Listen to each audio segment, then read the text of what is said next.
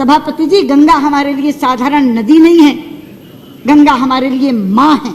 गंगा जी की धारा अविरल बहे, गंगा जी की धारा निर्मल बहे, इसके लिए हम लोग प्रयास में लगे हुए हैं। लेकिन गंगा जी को जो लोग सुरंग में डालना चाह रहे हैं, उस उत्तराखंड के लोगों को इस तरह की आपदाएं सहनी पड़ रही हैं, जिसका शिकार पूरे का पूरा देश बनता है।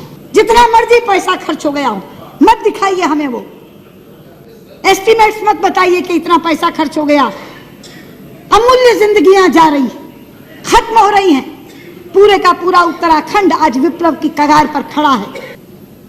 उत्तराखंड में विकास के नाम पर जो होड़ लगी, प्रकृति से छेड़छाड़ करने की, पर्यावरण को प्रदूषित करने की, नदियों पर बांध बनाने की, ये उसका नतीजा है। हम किसके लिए विकास कर रहे हैं? हम अरबों खरबों रुपया खर्च करके विकास करते जाते हैं। प्रकृति एक दिन क्रोधित होती है और ऐसी विनाश लीला करती है कि सब कुछ तबाह कर जाती है। कब आंखें खुलेंगी हमारी? क्या इस त्रासदी के बाद भी नहीं? क्या इस आपदा के बाद भी नहीं? वहां एक धारी देवी का मंदिर है, उत्तराखंड की रक्षक कहा जाता है उनको।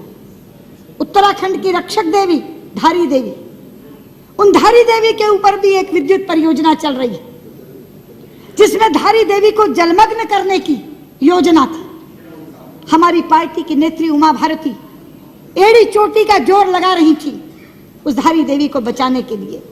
एक एक के घर जाती थी। आडवाणी जी के नेतृत्व में प्रतिनिधिमंडल लेकर के, मुझे साथ लेकर के प्रधानमंत्री जी के पास गई थी। पर्यावरण मंत्री से सैकड़ों बार मिली थी। हमें प्रधानमंत्री जी ने आश्वस्त किया, हमें पर्यावरण मंत्री ने आश्वस्त किया, किसी भी कीमत पे धारी देवी वहां से हटाई नहीं जाएंगी। धारी देवी की मूर्ति अलग है, मगर धारी देवी वो शिला है जिस शिला को बचाने के लिए हम कह रहे थे। लेकिन सभापति जी, आप जानते हैं ये मात्र संयोग नहीं है। मैं सदन के लोगों को बताना चाहती हूँ, उधर 16 जून को धारी देवी जलमग्न हुई। उसी दिन धारी देवी जलमग्न हुई और इधर केदारनाथ में जल प्रलय आया, जो ऐसा जल प्रलय आया जो हजारों जिंदगियों को लील गया, जो एक विनाश की लीला करता हुआ चला गया। हमारे शास्त्रों में एक श्लोक है, अपूज्याम यत्र पूज्यन्ते पूज्यानां तु व्यतिक्रमा त्रीणि तत्र भविष्यन्ति दुर्भिक्षम मरणम भयम। जहां अपूज्य लोगों की पूजा होती है मगर पूज्यों का तिरस्कार होता है, वहां 3 चीजें घटती हैं, अकाल, मौत और भय। ये वहां की पूज्या उत्तराखंड की रक्षक देवी धारी देवी का तिरस्कार हुआ और तीनों चीजें आ गई। लोग भुखमरी से भी मर रहे हैं, मौत का भी तांडव हो रहा है और भय भी वहां व्याप्त है। इसलिए मैं कहना चाहती हूं, ये जो विकास वर्सेस विनाश का प्रश्न है, ये आज मुंह बाए खड़ा है। वहां गंगा जी के ऊपर कितने बांध बन रहे हैं आप जानते हैं। योजना आयोग की चतुर्वेदी समिति ने गंगा, भागीरथी और अलकनंदा पर 70 बांधों की स्वीकृति दी है। 70 बांधों की। आज रेवती रमन जी यहां बैठे नहीं हैं, 2-2 बार चर्चा कराई है इस सदन में उन्होंने। हम सब सांसदों को साथ लेकर प्रधानमंत्री जी के पास जाते हैं। सभापति जी, गंगा हमारे लिए साधारण नदी नहीं है, गंगा हमारे लिए माँ है। पता नहीं आप उस दिन थे सेंट्रल हॉल में कि नहीं, मुझे आश्चर्य मिश्रित हर्ष हुआ था। इतना हर्षित हुआ था मन, जापान के प्रधानमंत्री ने केंद्रीय कक्ष में संसद के दोनों सदनों के सांसदों को संबोधित करते हुए जब गंगा जी का नाम लिया था तो गंगा मैया कहा था।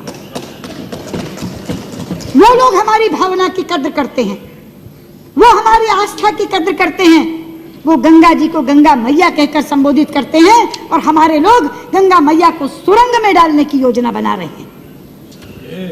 गंगा जी की धारा अविरल बहे, गंगा जी की धारा निर्मल बहे, इसके लिए हम लोग प्रयास में लगे हुए हैं। लेकिन गंगा जी को जो लोग सुरंग में डालना चाह रहे हैं, उस उत्तराखंड के लोगों को इस तरह की आपदाएं सहनी पड़ रही हैं, जिसका शिकार पूरे का पूरा देश बनता है।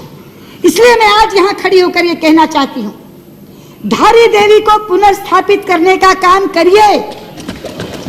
मैं यहाँ से मांग करती हूँ, गंगा मैया पर बनने वाले सारे बांधों को निरस्त करिए।